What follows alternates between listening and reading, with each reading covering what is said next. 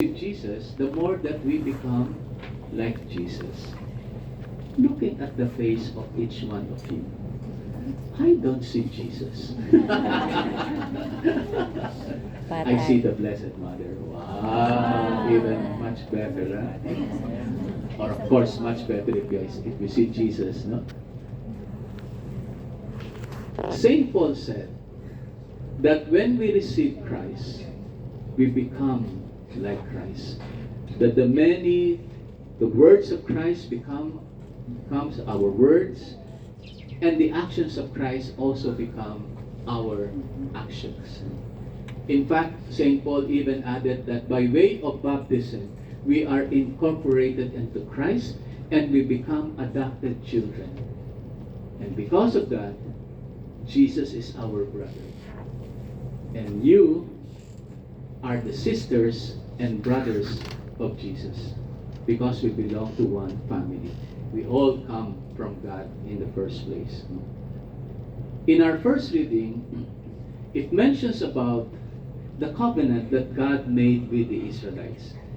And what the Israelites did was to pour, God said to Moses, sprinkle with blood all the people. And then after that, make a pledge with me that after I have blessed you with the blood of the Lamb, that you will do what I command of you to do. And that is what the people said. We will honor the covenant. You will be our God, and we will be your people. Of course, they disobeyed at one time, and that is why out of their disobedience, they went on exile, and they were under many kinds of nations, the last of which are the Egyptians. The body and blood of Christ. You become what we receive. What does Jesus command of us to do? What does He want us to do for Him if we are to become like Christ? And if we are doing the works of Christ and saying the words of Christ, then we can say that we are becoming more and more what we receive. We are becoming more and more like Christ. I'll give a few of the examples that Christ did when He was still living on earth. And this is how people identify those who are followers of Jesus. Because they do the works of Christ and they speak the words of Christ. When you welcome a homeless person into your home, I know it is difficult. Because there are those whose experience, they adopted a homeless and then they were robbed because they are not their relatives. I think more than just making our home available, I think it is more trying to accommodate persons who are in need. They might need a home to stay, but they not necessarily need a home, but a home where they can be at peace, like talking to a stranger, as simple as asking, where is the worldwide? No? And if you happen to be there, and a fellow Filipino asking, where is worldwide? But they could not speak Cantonese. Can you be somebody who would make yourself available to that person so that that person is not at a loss? That is accommodation. That is making a home for a homeless person. Visiting the prison. I admire those of you who are volunteers during your day off. You find time to visit your fellow Filipinas who are in prison. Because they are in a foreign land, they need somebody to talk to. And perhaps to be able to make available some of their personal needs while they are in prison. Did Jesus visit persons who are in prison? Yes, during the time of Jesus. When you forgive those who have offended you, this is also the character of Jesus. And I know you have many enemies. How many of these enemies have you been able to forgive? And if you are able to forgive them, then what you are receiving is working on you, changing your attitude, changing your behavior. Because more and more, you are able to forgive, despite the fact that you are the ones offended. And yet you are the ones to make the first move to reconcile to that person. If reconciliation is accepted, better, much better. If not, at least God cannot complain on you and say, why did you not forgive? Lord, I have forgiven, but the person does not forgive me. Okay, leave it to God. At least you have done your part to have forgiven. And if it does not work, okay, Jesus said, pray for your persecutors. Those who persecute you, those who criticize you, those who make negative comments on you on Facebook and in social media, post there, I am praying for your conversion. Yes? And who knows? Prayer works. Prayer can make miracles.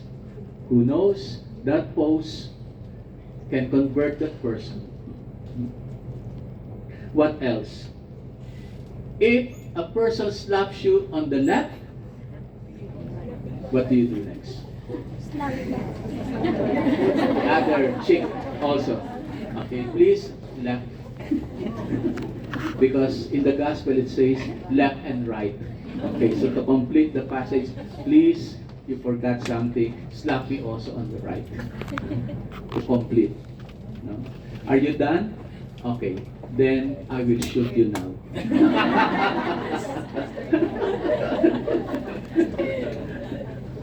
No. So that means don't fight back. Don't fight back. Because you're just going to make the situation worse. Go away. Go away. It's not a sign of defeat. It's not a sign of defeat. No. But go away. Don't make the situation worse. No. We are very weak in nature, and Jesus understands that. And that is why daily, if we can only do it, although some of you I know are online on weekdays, that you are not able to attend the Mass on weekdays, then you go online. Fine. But at least once a week, you're here, able to come to Mass. And take note, for the many times that you have been receiving communion, again, back to the basic question. What has receiving communion done to you? Has it made you a better person? Yes. Does it change you? Yes. Do you still recognize yourself now than before? And are there some positive things that are happening in your life? There are those whom I hear, especially workers here, they said, Father, the week is not complete without having to receive communion. Exactly. I think it is true. No? If you are not able to receive Jesus, there's something lacking. Why? Because food is one of the basic needs of a person. If you are not able to receive Jesus today, the rest of the week is crazy. The rest of the week is difficult. But if there is somebody higher than us, stronger than us, that can feed us today and that we will receive today, you are able to do even the most difficult things, and even surprisingly, you are able to do what you think you are not able to do yourself. So sisters and brothers, as we receive Jesus in the Holy Eucharist on this special feast, and as Jesus is going to pass by your way today, you say, my Lord and my God. And then, like Bartimaeus in last Friday's Gospel reading, actually what Jesus is telling us today, what do you want me to also do for you today? You recognize me as your Lord, okay?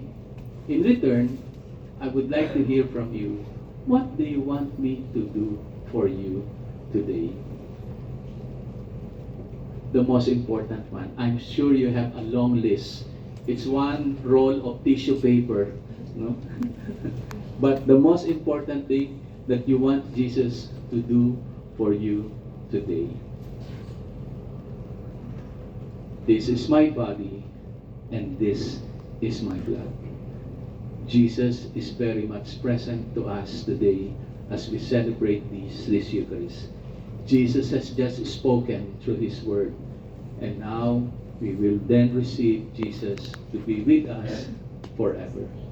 Jesus said, "Do this in memory of me." Amen. Let us now all stand to profess our faith. I believe in God.